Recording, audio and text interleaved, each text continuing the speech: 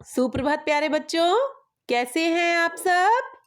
आशा है आप सब सही होंगे। चलिए बच्चों, आज हम आपकी हिंदी पाठ्य पुस्तक बाल महाभारत कथा कक्षा 7 का अध्याय महाभारत कथा पढ़ेंगे। सभी बच्चे ध्यानपूर्वक अपनी पुस्तक में मेरे साथ पढ़ेंगे। चलिए शुरू करते हैं। महाभारत की कथा महर्षि पराशर के कीर्तिमान पुत्र वेदव्यास की देन है। आप ये लिखें बेटा, अंडरलाइन करेंगे। व्यास जी ने महाभारत की यह कथा सबसे पहले अपने पुत्र शुकदेव को कंठस्थ कराई थी और बाद में अपने दूसरे शिष्यों को। मानव जाति में महाभारत की कथा का प्रसार महर्षि वैशंपायन के द्वारा हुआ। आप इसको भी अंडरलाइन करेंगे।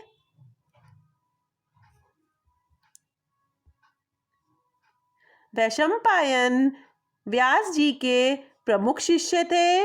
ऐसा माना जाता है कि महाराजा परीक्षित के पुत्र जन्मेजय ने एक बड़ा यज्ञ किया। इस महायज्ञ में सुप्रसिद्ध पौराणिक सूत जी भी मौजूद थे।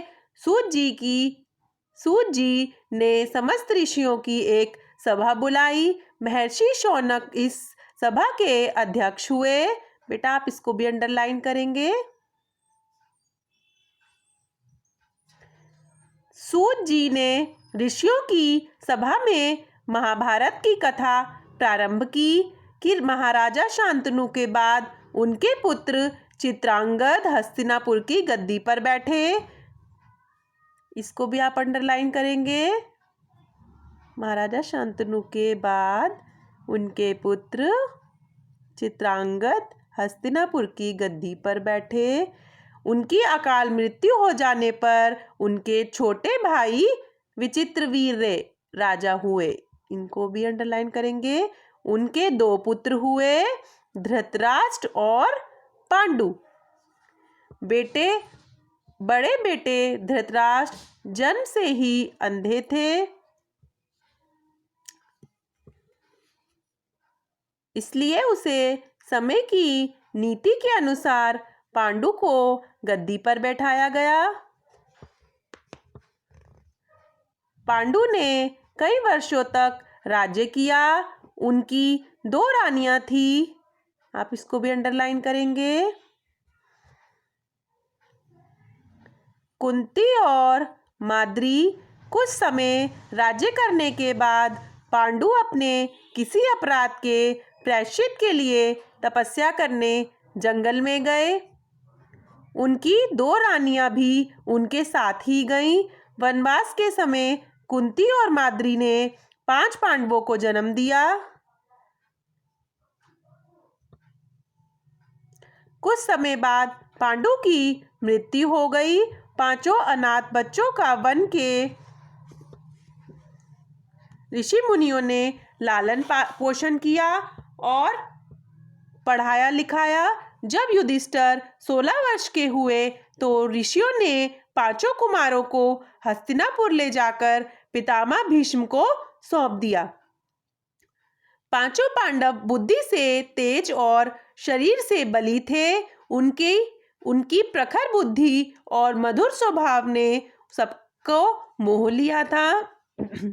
यह देखकर धृतराष्ट्र के पुत्र कौरव उनसे जलने लगे और उन्होंने पांडवों को तरह तरह से कष्ट पहुंचाना शुरू किया।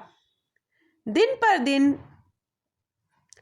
कौरवों और पांडवों के बीच वैरभाव बढ़ता गया। अंत में पितामह भीष्म ने दोनों को किसी तरह समझाया और उनके बीच संधि कराई। भीष्म के आदेशानुसार कुरु राज्य के 2 हिस्से किए गए।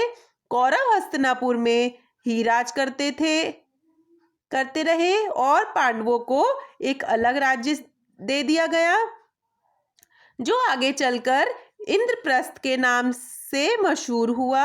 आप इसको भी अंडरलाइन करेंगे।